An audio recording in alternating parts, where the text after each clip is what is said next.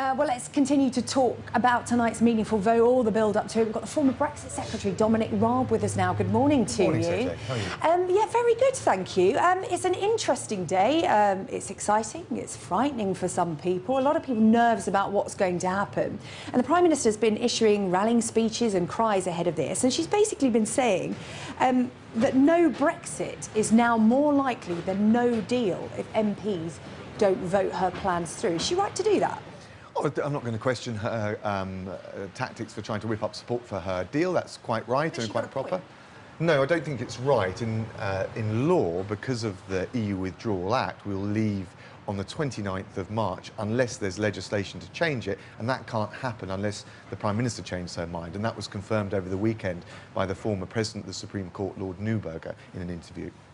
It's interesting because I'm just looking at the possible outcomes for this vote tonight.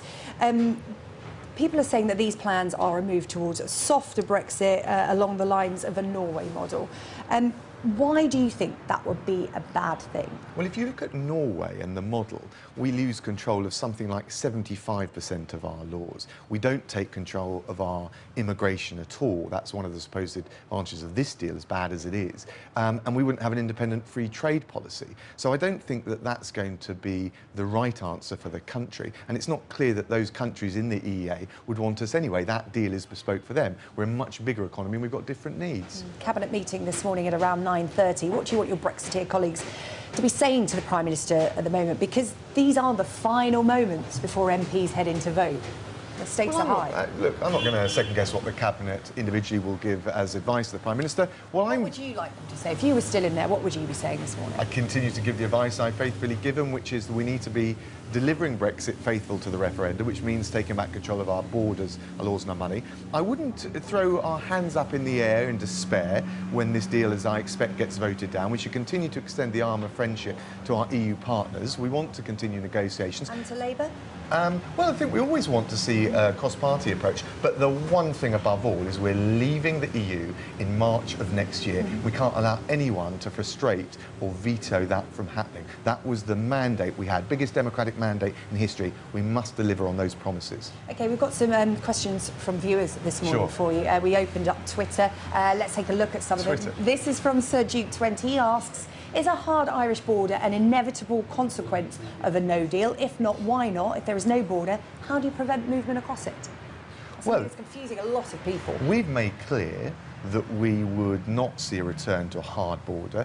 The head of HMRC, does the customs, said that we could continue to operate with our Irish partners on the south without any need for any infrastructure at the border. And the Irish have said the same. So trust the experts, trust what both the UK and the Republic have said, and I don't think that in the spirit of unity, Brussels, when push came to shove, would want to see, push and see a hard border there. That would be appalling for European unity, and I don't think even with all the darker, swirling Machiavellian forces in Brussels, they're actually, when push comes to shove, going to force that on the Republic. We would not do it here.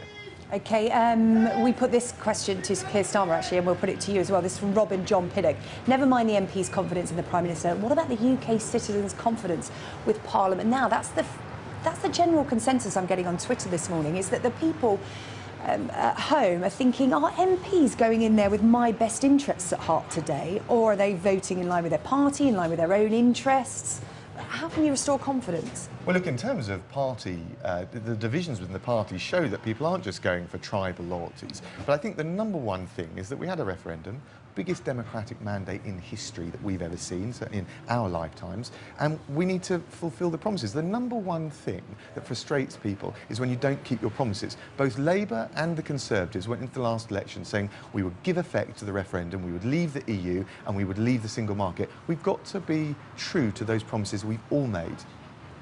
This is from Michael Ryler. When will both Labour and the Conservatives pull together and deliver on the vote? The vote was to leave, as you quite rightly pointed out. If the vote was to remain, I, for one, would accept it and move on. That's what a lot of people can't understand, is there's so much bickering going on in there that has held up the process. There's been, you know, road bumps the entire way. Why can't the two sides come together to deliver on this, and then we can all get on with, you know, the domestic matters? Well, I would love to live in the political land of milk and honey where there was consensus, but this has been a very divisive vote for every political party and for the country at large. But you're absolutely right to say that we've got to try and come together, and that's why I think the efforts to try and derail or scupper Brexit would be so damaging to public trust in our political system.